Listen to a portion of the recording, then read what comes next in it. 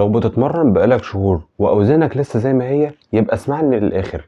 مش عشان انت ضعيف، بس عشان في اكيد غلطة عندك في التمرين. رقم واحد عندنا ان القوة انك مش لازم تشيل اكتر، لان اكبر غلطة انت ممكن تكون فاكرها ان انت لازم كل مرة تزود وزن، لان نفس الوزن وعدد العدات، نفس الوزن وتحكم احسن، نفس الوزن وراحة اقل.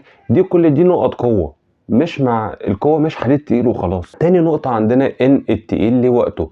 مش لازم كل مرة تشيل تقيل او توصل للفشل العضلي. اللعب التقيل بيكون في التمارين الاساسية زي السكوات، الديد ليفت، البنش بريس.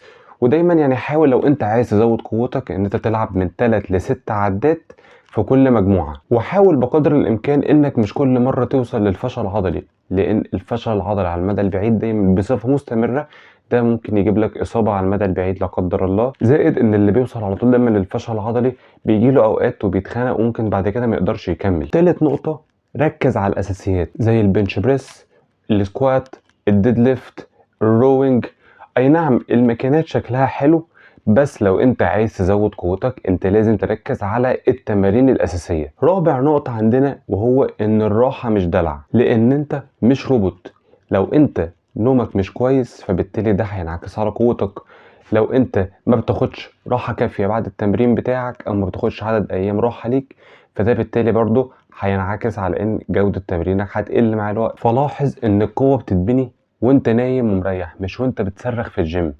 اي نعم التمرين مهم، بس برضه كمان الراحة برضه كذلك مهمة. خامس نقطة، ان الاكل طبعا بيفرق معانا كتير جدا علشان تقدر ان انت تتمرن وان انت تشيل كويس.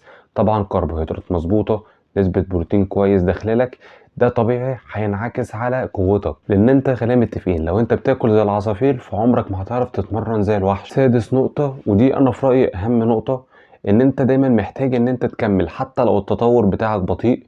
فانت محتاج ان انت تكمل. حاول دايما يبقى معاك دايما ورقة وقلم وفي الجيم دايما، وسجل كل مرة الاوزان بتاعتك عشان تعرف انت كنت فين وصلت لفين.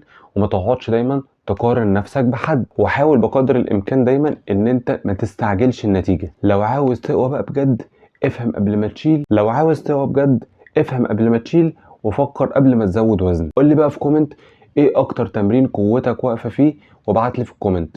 ولو عايز برنامج ممكن تبعت لي وانا هساعدك.